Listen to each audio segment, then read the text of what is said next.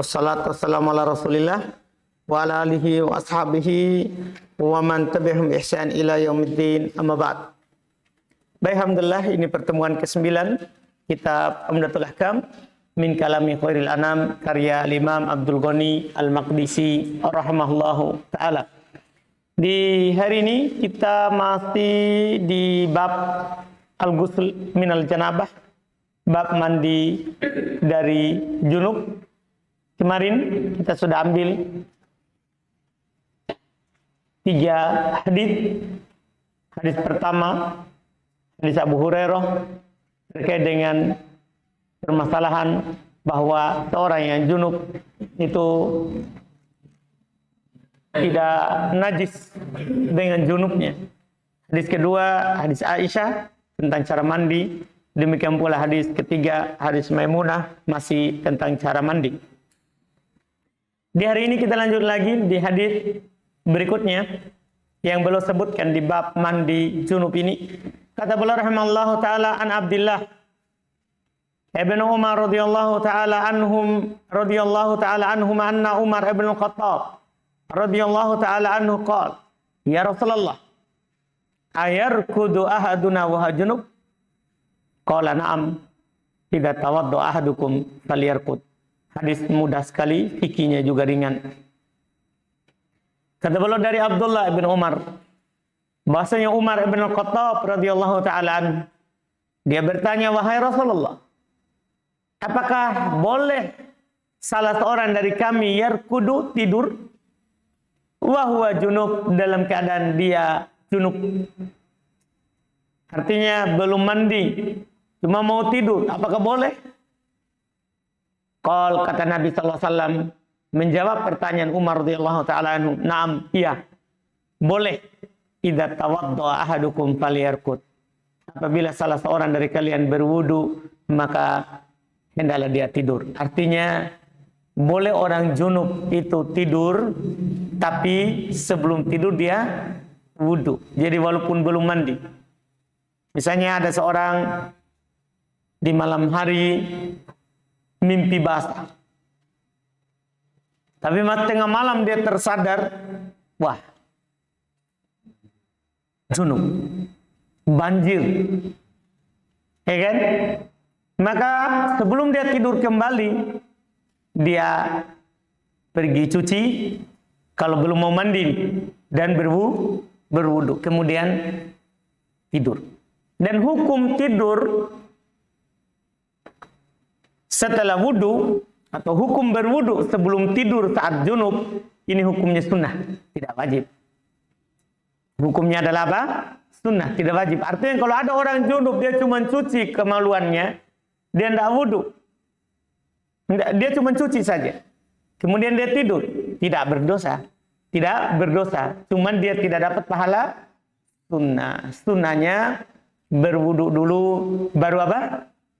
Tidur. Sunnahnya berwudu dulu, baru tidur. Ini hadis ringan, alhamdulillah. Kemudian kata beliau berikutnya, an Ummi Salamata zaujin Nabi sallallahu alaihi wasallam qalat, ja'at Ummu Sulaim imra'atu Abi Talha ila Rasulillah sallallahu alaihi wasallam faqalat, ya Rasulullah, inna Allah la yastahyi minal haqqi hal 'alal mar'ati min guslin idza hiya ihtalamat. Faqala Rasulullah sallallahu alaihi wasallam, na'am idza ra'atil ma. Masya Allah, di sini juga fikihnya ringan sekali. Kata beliau dari Ummu Salamah, istri Nabi sallallahu alaihi wasallam, dia berkata, datang Ummu Sulaim, istrinya Abu Talha, kepada Rasulullah sallallahu alaihi wasallam. Dia berkata, wahai Rasulullah, sungguh Allah Subhanahu wa taala tidak malu dari al-haq. Artinya Allah akan sampaikan hal itu, walaupun itu hal yang mungkin kadang kita mendengarnya malu, tapi Allah tidak malu untuk menyampaikan al-haq. Maksudnya beliau kasih mukaddimah dulu sebelum beliau bertanya. Karena masalah ini mungkin perempuan akan malu untuk menanyakannya. Allah tidak malu dari al-haq. Hal alal mar'ati min guslin. Apakah wajib bagi perempuan mandi? Idza hiya talamat, apabila dia mimpi basah. Kan kalau laki-laki ya sudah lewat. Ya, kalau perempuan apakah wajib mandi kalau dia juga mimpi basah? Faqala Rasulullah, maka Rasulullah katakan, "Na'am." Iya, idza ra'atil ma, kalau dia lihat air. Itu ada, kalau ada air mani keluar, maka dia juga wajib mandi. Sama dengan laki-laki. Nah, hadis ini menunjukkan bahwa sebab mandi junub adalah mimpi basah. Tapi ada ketentuannya. Kalau dia lihat air. Kalau ada air mani yang keluar. Jadi kalau ada orang mimpi basah. Kemudian dia tidak lihat air. Tidak ada air mani yang keluar. Maka tidak wajib mandi. Paham kan? Ada orang mimpi basah. Di saat cuaca yang dingin. Pas sudah mau keluar dia langsung sadar, langsung dia pegang. Supaya tidak jadi keluar. Iya? Supaya tidak jadi keluar. Maka tidak ada juga mandi. Tidak ada juga apa? Mandi. Kenapa? Ini dia bilang. Kalau lihat apa? Air. Ini tidak lihat air. Sudah tertahan airnya. Sudah tertahan apa? Airnya. Antum paham ini? Tapi kalau dilepas keluar. Nah ini berarti dia lihat apa? Air. Jadi kalau dia tersadar. Mimpi saat mau puncak gunung. Langsung sadar, akhirnya tidak jadi. Tidak ada keluar air. Tidak mandi. Tidak wajib apa? Mandi. Karena Nabi kasih kaidah. Idza ra'atil ma. Kalau dia melihat apa? Air. Artinya kalau tidak ada air, tidak ada mandi. Karena dalam sebagian riwayat, hadis Nabi SAW, al-ma minal ma. Wajibnya mandi karena ada air. Maksudnya karena ada air mani, karena ada air mani. Jelas ini? Mudah hadisnya. Kemudian hadis berikutnya, an Aisyah radhiyallahu taala anha. Qalat kuntu aksilul janabata min thawbi Rasulillah sallallahu alaihi wasallam. Fa yakhruju ila sholati wa inna buqa'al ma'i fi thawbihi. Wa fi lafzi Muslimin laqad kuntu afrukuhum min thawbi Rasulillah sallallahu alaihi wasallam farkan. Fa yusalli fihi. Kata beliau rahimahullah. Ini sebenarnya bukan terkait dengan mandinya, tapi terkait dengan mani. Apakah mani itu najis atau tidak? Iya. Apakah air mani itu najis atau tidak? Nah, bagaimana kalau kita mimpi basah, air mani kita mengenai pakaian kita? Apakah boleh kita sholat dengan pakaian itu? Nah, ini hadis ini. Kata beliau radhiyallahu taala anha, kata beliau rahimahullah, dari Aisyah radhiyallahu taala anha, dia berkata, saya aghsilul janabah. Saya mencuci bekas junub. Maksudnya mani. Min thawbi Rasulillah. Dari pakaian Rasulullah sallallahu alaihi wasallam. Maka beliau keluar ke sholat dan bekas basahan air di pakaian Nabi SAW masih ada. Artinya beliau tidak cuci seluruh pakaiannya, tapi beliau hanya cuci yang kena apa? Mani. Yang kena mani. Lafaz ini sebenarnya menunjukkan mani itu najis. Karena Aisyah cuci. Karena yang dicuci itu adalah apa? Najis. Antum paham ini? Kita lihat. Beliau bawakan lafaz yang kedua. Wa fi lafzi Muslimin, dalam lafaz riwayat Imam Muslim, laqad kuntu afrukuhu. Sungguh saya hanya mengkeriknya min thawbi Rasulillah sallallahu alaihi wasallam, dari pakaian Rasulullah sallallahu alaihi wasallam. Farkan dengan satu kali kerukan. Artinya di sini tidak perlu juga diartikan farkan kan dia maf'ul mutlak. Sungguh di awal tadi kan saya mengkerik pakaian dari pakaian Rasulullah SAW, fayusalli fi, maka beliau salat dengan menggunakannya. Namanya mengkerik, itu kan mani yang sudah kering. Aisyah hanya mengkeriknya. Masih ada nggak di pakaian? Kan dikerik saja, yang nampak, yang kering. Bekasnya apa? Masih ada. Ini menunjukkan mani itu tidak najis. Dan ini pendapat tentunya yang kuatnya. Kan ada dari sebagian ulama mengatakan mani itu adalah apa? Najis. Yang benarnya dia tidak najis. Sebagaimana telah lewat juga pembahasan kita di bab sebelumnya. Iya. Karena Aisyah hanya mengkeriknya. Ini yang disebutkan dalam hadis yang ada di hadapan kita. Dan juga di sini faedah lain dari hadis ini, bahwasanya boleh kita memakai sholat pakaian yang kita pakai untuk tidur.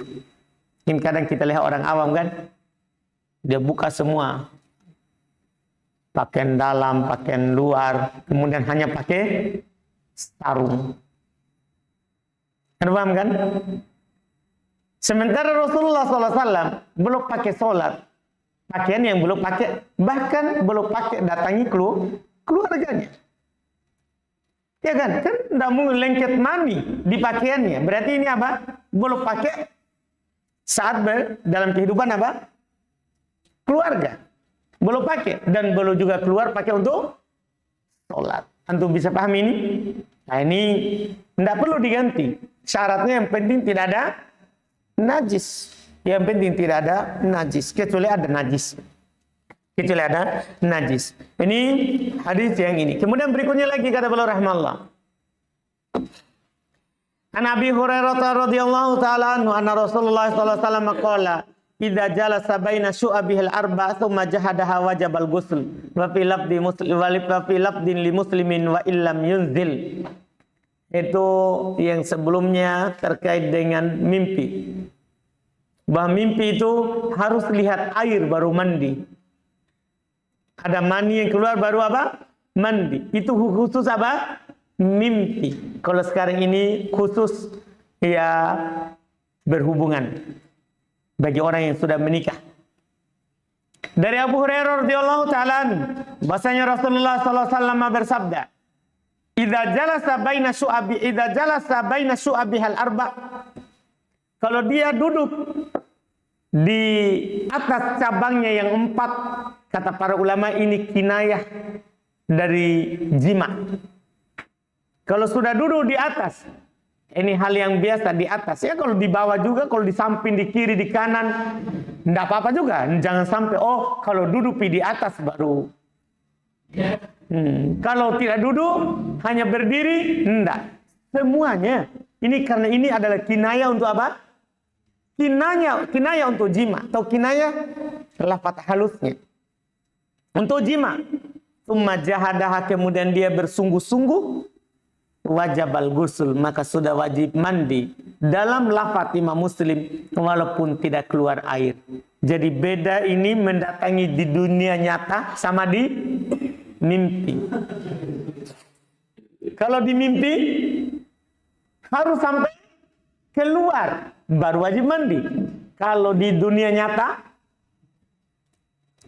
sekedar celup timbanya di ember, timba di ember, Wahyudin. Sekedar dicelupkan timba ke ember, maka sudah wajib mandi. Basah ataupun tidak basah. Basah ataupun apa? Tidak basah. Pusing kepala antum ya. Pembahasan tinggi ya. Alhamdulillah. Mau di apa? Masa mau kita lewati ini bab? Hah? Kasihan Ilyas ya, karena belum cukup umur. Langsung dia telepon nanti bapaknya, Pak mau kami nikah. Ini pembahasan ngeri. Iya. Jadi ini faedah. Jadi beda itu tadi. Anda harus perhatikan. Jadi kalau berhubungan badan, walaupun tidak sampai lihat air mani, tidak sampai keluar, maka wajib apa? Mandi. Artinya kalau antum tidak celup, tidak keluar air, ya tidak wajib mandi. Jadi ini syaratnya harus apa? Harus harus celup. Baik, harus celupkan. Baru wajib mandi. Anda paham ini? Adapun bersungguh-sungguh tapi tidak dicelupkan. Hanya di luarnya. Di pahaka, atau di mana saja. Terus tidak keluar air. Tidak keluar air apa? Air mani. Maka tidak wajib mandi. Yang wajib ini kalau di luar itu air, baru ada air. Kalau di dalam baru, walaupun tidak ada air, maka wajib mandi. Antum bisa pahami ini? Selesai, kita lepas dari masalah ini. Alhamdulillah. Iya. Hadis berikutnya. An Abi Ja'far Muhammad bin Ali ibn al-Husain ibn Ali ibn Abi Thalib radhiyallahu ta'ala anhum annahu kana huwa wa abuhu inda Jabir bin Abdullah wa indahu qaumun fas'aluhu 'anil ghusl faqala yakfika sa'. Ini terkait dengan penggunaan airnya. Ini pembahasan terakhir. Berapa kadar air yang kita pakai untuk mandi junub? Maksudnya cukupnya. Faqala rajulun ma yakfini. Faqala Jabir kana yakfi man huwa awfaru minka sya'ra wa khairun minka yuridu Rasulullah sallallahu alaihi wasallam thumma ammana fi thawbin. Wa fi lafdhin kana Nabi sallallahu alaihi wasallam yubrigul ma'a ala ra'sihi thalatan. Qala al-musannif ar-rajul alladhi huwa ma yakfini huwa al-Hasan ibn Muhammad ibn Ali ibn Abi Thalib radhiyallahu ta'ala anhu abuhu Muhammad ibn al-Hanafiyah. Kata beliau rahimahullah dari Abu Ja'far ibn Muhammad ibn Ali ibn al-Husain ibn Ali bin Thalib, cicit dari Ali ibn Abi Thalib ini. Iya. Karena Abu Ja'far ini namanya Muhammad ibn Ali, anaknya Ali, tapi bukan anaknya Ali bin Abi Thalib, tapi anaknya Ali. Ali ini anaknya Al-Husain. Jadi Al-Husain anaknya Ali bin Abi Thalib. Al-Husain anaknya Ali bin Abi Thalib. Paham kan? Belum punya anak, dia kasih nama lagi siapa? Ali. Tidak apa-apa, anak dikasih nama seperti kakeknya, bukan bapaknya, kakeknya. Mau juga dikasih nama seperti bapaknya juga tidak apa-apa, boleh saja. Jadi Wahyudin bin Wahyudin bin Wahyudin. Kan? Iya, misalnya. Jelas kan? Iya. Tidak apa-apa, boleh. Tidak ada larangannya. Tidak ada larangannya. Jadi dari Abu Ja'far Muhammad ibn Ali ibn Husain ibn Ali bin Abi Thalib radhiyallahu anhu. Dia dan bapaknya lagi di sisi Jabir. Masya Allah. Lagi di sisi Jabir bin Abdullah, sahabat yang mulia. Wa indahu qaum, dan di sisi Jabir juga ada orang banyak. Fasa'aluh, maka mereka bertanya kepada Jabir anil ghusl, tentang mandi. Maksudnya berapa kadar air yang kita pakai untuk mandi? Kata beliau, yakfi kaso, cukup 1 so. Ini paling sedikitnya.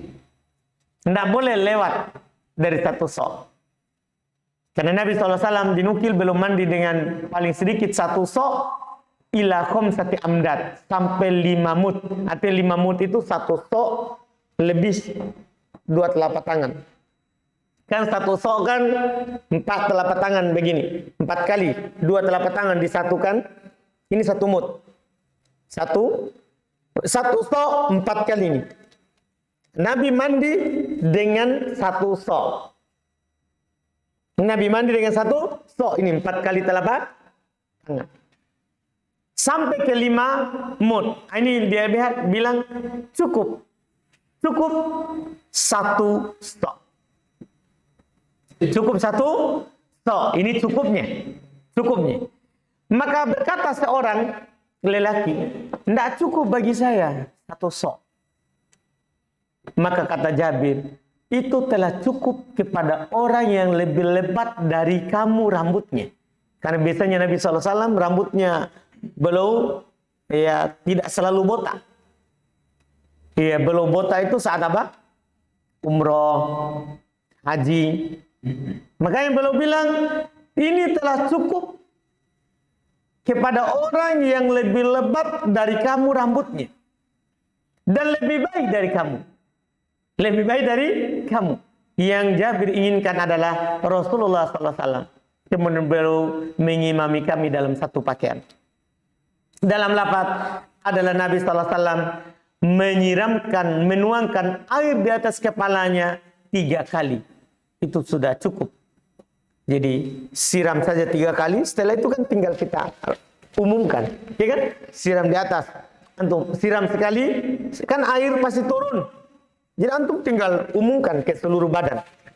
Umumkan pada seluruh badan. Kasih kena semuanya. Siram lagi, seperti itu. Siram lagi, itu sudah cukup. Itu sudah apa? Cukup. Antum bisa paham ini? Ini cukupnya. Maksudnya sudah sah. Kan yang penting inti daripada mandi junub itu seluruh badan kita ini kena air. Karena Nabi SAW wa tahta kulli sya'ratin janabah. Di bawah setiap rambut itu ada apa? Junubnya. Artinya ini kulit kepala harus kena semuanya. Jelas kan? Kalau semua ini sudah basah, sudah sah mandi junub. Sudah sah mandi junub. Ini cukup. Walaupun sepakat para ulama rahimahumullah tidak ada ketentuan bahwa air yang dipakai mandi junub harus 1 sok. Semuanya kembali kepada yang dibutuhkan. Mereka hanya ingatkan tidak boleh berlebihan. Maksudnya tidak boleh sampai membuang-buang air. Kalau ukurannya ya ada orang cukup 1 sok, ada juga tidak cukup 1 sok, ada orang 1 ember baru cukup. Apalagi kadang orang sekarang ini mandi sahnya ya. Sekarang ini orang kadang dia sabun dulu, sampo dulu. Ini kalau pakai 1 sok, ya kan begitu maksudnya. Tapi kalau ditanya berapa cukupnya, 1 sok sudah cukup. Paham kan? Rasulullah saja yang lebat rambutnya itu belum 1 sok apa cukup. Tapi kalau ada yang bertanya hilang nggak bau? Ya itu kan masalah lain. Ini kita berbicara dengan mandi apa? Cukupnya. Dipahami ini kan? Nanti antum boleh praktek lah 1 sok. 4 telapak tangan orang yang biasa, bukan yang kecil tangannya, bukan pula yang besar sekali. Ya, kalau ditimbang, kalau timbangan Syekh Ibnu Utsaimin 2,5 kilo, 2 kilo setengah. Kalau Syekh bin Baz 3 kilo. Kalau ditimbang. Itu 1 sok. Ini hadis terakhir terkait dengan apa? Kadar air mandi yang dipakai dikatakan cukup. Yang dikatakan apa? Cukup. Nah, kalau kurang dari 1 sok itu biasanya sudah tidak cukup. Pasti ada yang tidak basah. Karena Nabi mandi dengan 1 sok sampai 5 mut. 5 mut itu 1 sok lebih 1 telapak. 2 telapak tangan begini 1 kali. Itu namanya 5 mut. 5 mut. Anda bisa paham ini? Alhamdulillah. Dengan ini selesai bab ini. Alhamdulillah.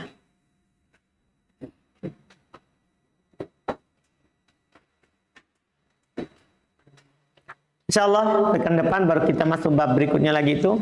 Bab tentang tayamum.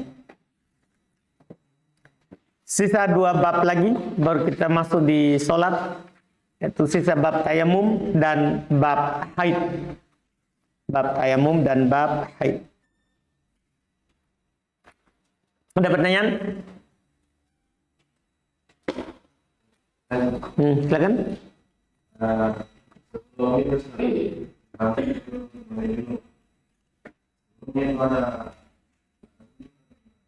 Sebelum mandi junub, hadir ke kemarin.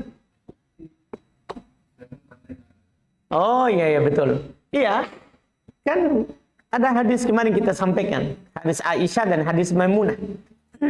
Ada 2 modelnya. Hadis Aisyah wudu sempurna baru mandi. Hadis Maimunah wudu sampai tangan saja, kemudian langsung siram kepala, selesai mandi baru kaki. Boleh juga pakai hadis Ummu Salamah tanpa ada wudu, langsung siram. Juga semuanya sah. Itu 3 menit.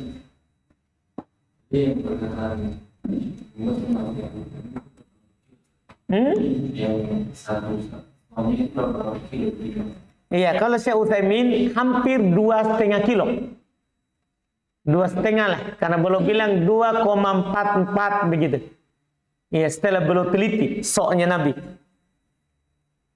Kalau digramkan, artinya kita bulatkan lah 2,5, 2,5 kilo.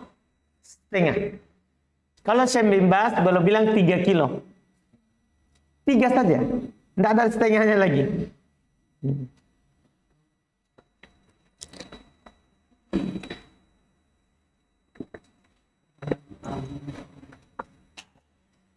Bagaimana hukumnya orang yang menulis Allah tinggal SBT dan Rasulullah SAW makruh, tidak ada salahnya.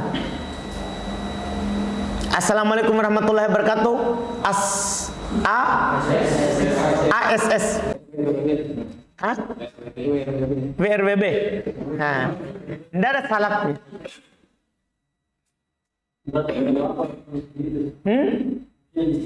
Makruh.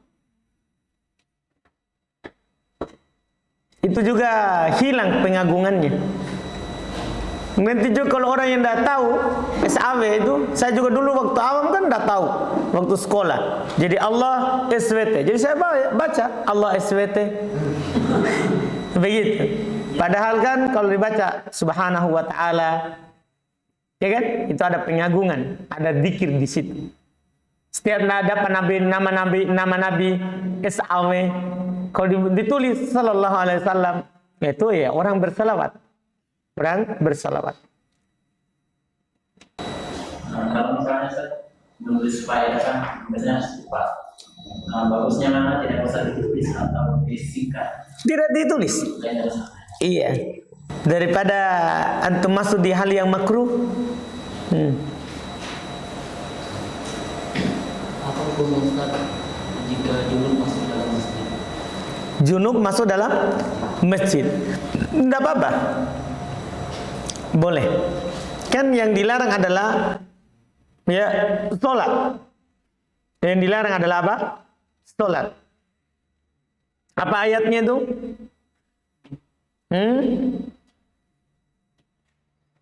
Siapa yang hafal ayatnya?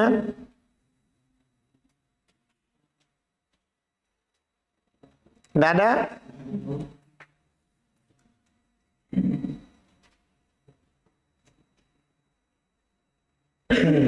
Ya ayyuhalladzina amanu la taqrabus sholata wa antum sukara hatta ta'lamu ma taqulun wala junuban illa abir sabilin hatta taktasilu. Wahai orang-orang yang beriman, jangan mendekati salat dalam keadaan kalian mabuk sampai kalian mengetahui apa yang kalian katakan. Tidak pula junub, maksudnya tidak pula orang junub mendekati salat. Walaupun ada sebagian ulama mengatakan mendekati salat di sini maksudnya mendekati masjid. Tapi bagaimana kalau dia tidak ke masjid, apakah boleh salat kalau dia junub? Kan begitu. Ya salat yang yatabaddar ila dzihn, salat yang langsung ada di pikiran kalau dibilang jangan dekati salat. Maksudnya salat bukan masjid. Bukan apa? Masjid. Oleh karena itu pendapat yang kuat adalah orang junub boleh di masjid.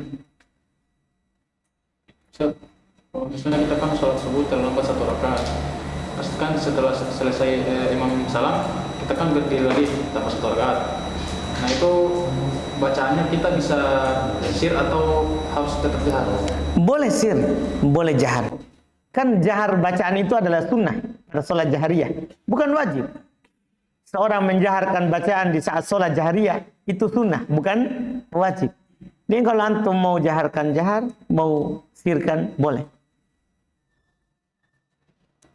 Yang dibaca itu datangnya dari Allah atau dari Allah? Yang dibaca datangnya dari Allah atau dari Allah? Tergantung. Kalau antum tidak baca doa tidur, bisa dari syaitan. Ya kan? Bisa dari syaitan. Iya kan?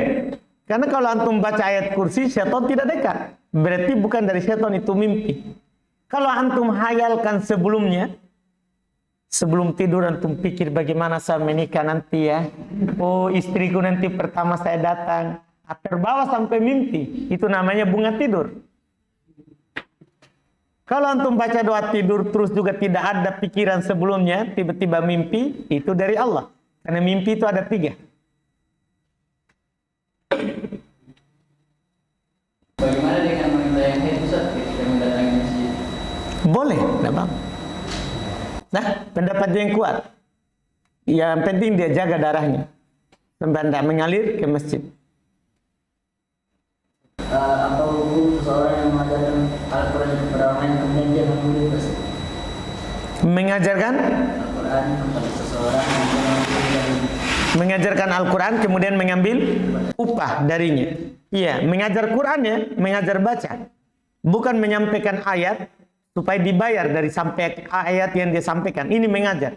Boleh. Boleh. Iya. Itu bahkan mereka lah yang paling berhak dikasih. Orang mengajarkan kita agama itu yang paling berhak dikasih. Iya. Ada dalilnya itu tapi saya lupa lafadznya. Ada pernah disebutkan Syekh Fauzan ditanya, apa hukum mengambil amplop dari mengajar Al-Quran? Boleh. Ada kayaknya di Facebook teman-teman sebarkan.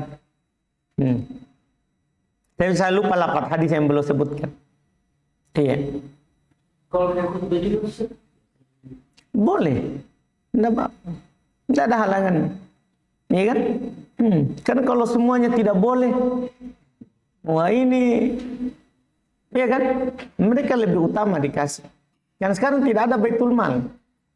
Kalau ada baitul mal, ya kan? Maksudnya seperti di Saudi ada baitul mal, rumah harta kaum muslimin. Jadi masyayikh, orang yang mengajar agama digaji dari situ. Kita tidak ada baitul mal. Benar? Boleh. Bukan itu tidak termasuk jual ayat karena kita mengajarkan orang agama. Mereka lebih utama dibayar. Mereka lebih utama dibayar daripada orang yang mengajarkan ilmu dunia. Kita untuk masuk kampus bayar tak berapa? Yang begitu. Iya. Untuk pendekatan dua itu tadi dengan menjual ayat dari Allah dengan mengajarkan Al-Quran kita bagaimana cara membedakannya? Membedakannya, kita baca dinilai dengan uang. Setelah kita baca, adakah? Kita baca, iya, paham kan? Kalau ini tadi kita mau mengajar agama, tapi ada ayat, ada hadis, paham kan? Mau menyampaikan agama, kemudian orang kasih, alhamdulillah. Apa hadisnya itu Pak? Baik, apa lagi? Tadi dijelaskan bahwa orang yang mimpi basah, mimpi basah tapi tidak mengeluarkan mani. Bukan tidak mengeluarkan, tidak ada yang keluar. Hah? Apa?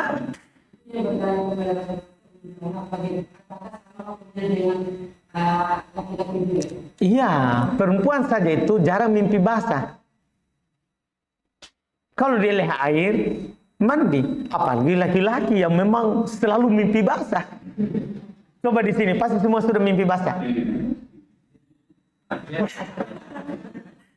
Iya kan? Siapa yang dah mimpi basah? Angkat tangan. Iya kan? Namanya laki-laki karena tandanya begitu. Karena tanda laki-laki sudah balik kalau dia mimpi basah. Jelas kan? Kalau perempuan haid, makanya dia jarang mimpi basah. Tapi dia tanya, kalau laki-laki memang iya. Maksudnya biasanya udah keluar lagi apakah wajib mandi? Tidak keluar air. Iya. Kan sudah kita bilang kalau mimpi basah harus ada air. Kalau tidak ada air, antum di mana tadi? Assalamualaikum. Saya kira tadi saya sudah sebutkan. Jadi beda antara mendatangi istri atau calon istri di dunia maya, di dunia hayalan, di dunia mimpi, sama di dunia nyata. Anda paham ini? Kalau di dunia nyata, tidak ada air pun wajib mandi. Yang penting apa tadi? Anda paham ini? Kalau di mimpi harus apa? Saya kira jelas tadi. Dari mana antum tadi? Lambungnya. Dah, pikirkan istri di rumah.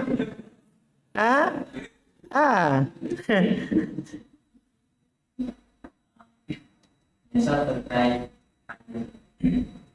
haji dengan hukumnya wajib terjadi. Iya. Bagaimana misalnya juga secara menjadi masih ada kebutuhan duniawi yang dia lakukan. Tidak apa-apa. Kan haji itu kan uang lebih setelah kebutuhan semuanya. Nah, haji itu kalau antum punya rumah, punya pokoknya yang antum milih, ada uang ditinggalkan untuk keluarga, itu baru wajib. Misalnya bukan cuma tambahan saja. Itu wajib haji. Iya. Iya. Kalau dia meninggal di atasnya. Kemudian satu lagi,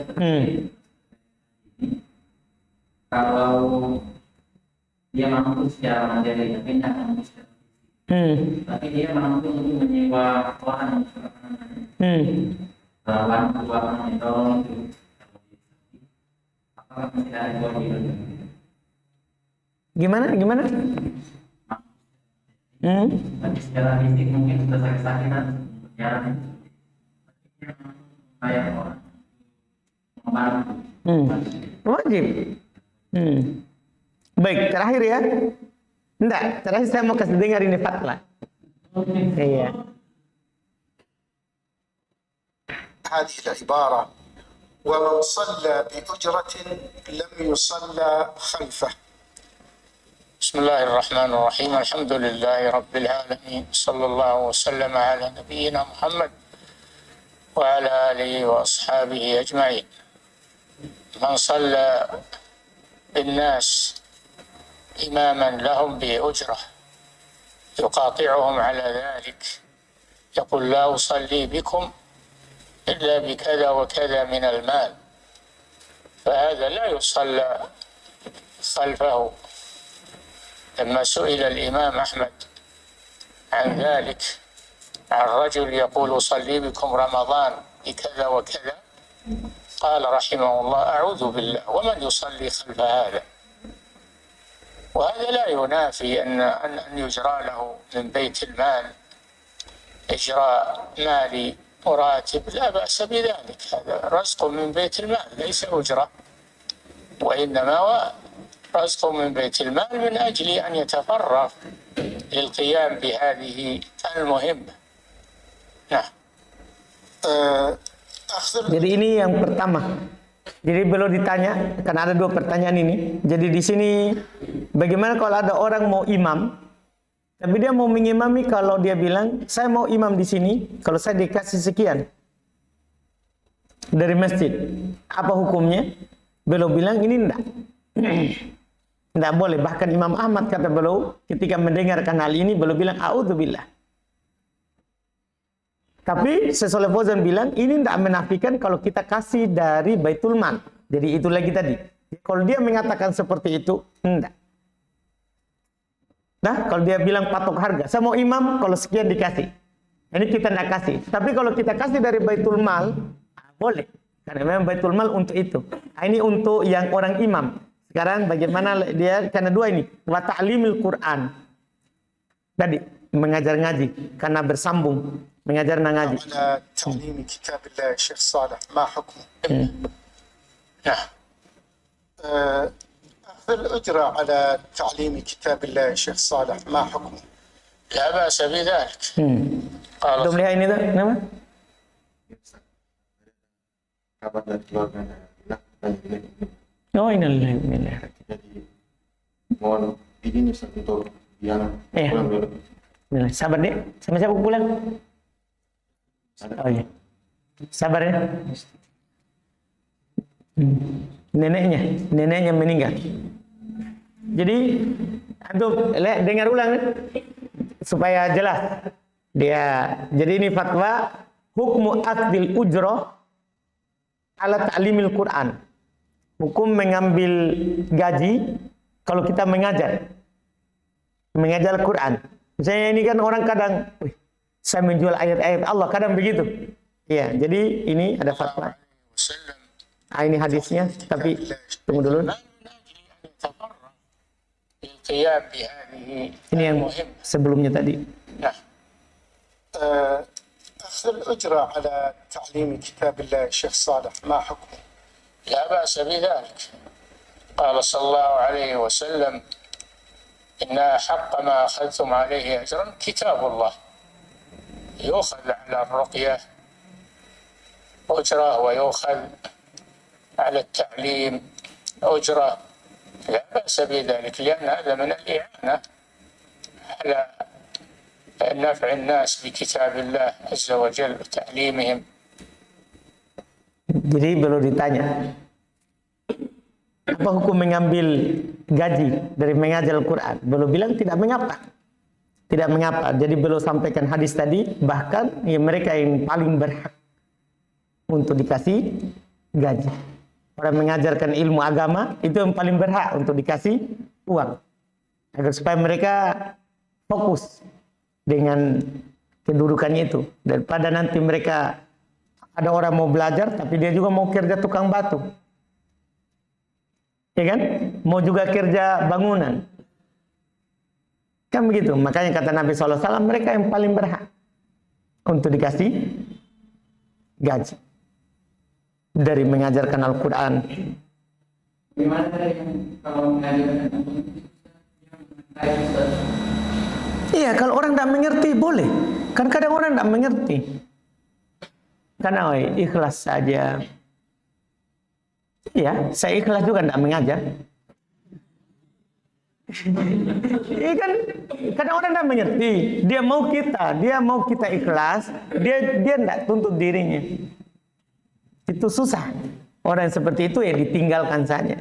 Kan orang kalau tidak kita tentukan, orang kadang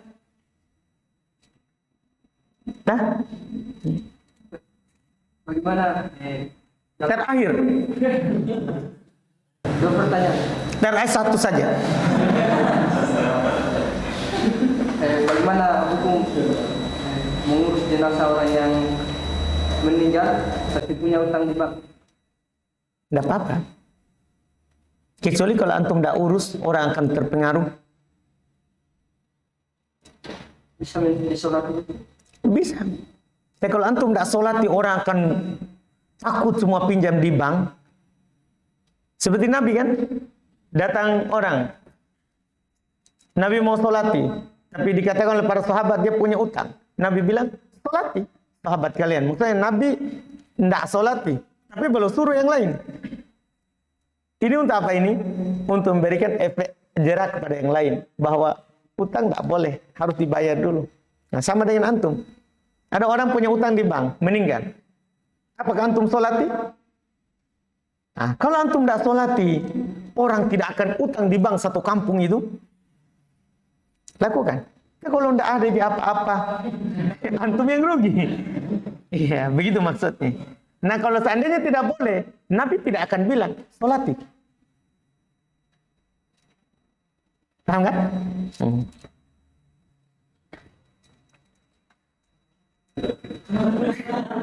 Nah, Yang tadi juga termasuk yang namanya disiplin dunia. Kalau dia beramal amalan akhirat, seperti yang mengajarkan Al-Quran, yang dia mematok hargaan untuk tidak, beda. Kadang itu menambah ikhlasnya, bisa saja. Karena kalau tidak ada, kan gini, niat itu kan dalam hati. Bisa saja dia mematok karena memang dia butuh. Dia punya anak, dia punya istri 4. Nah, Jadi dia ini, jadi menerima amplop, menerima ini, tidak menafikan ikhlas. Kan ikhlas itu masalah hatinya. Bisa saja dengan dikasih, malah dia akan ikhlas mengajar. Kan ada uangnya. Bisa saja. Kan dia tidak mengharap, tapi memang dia sudah patok dari awal.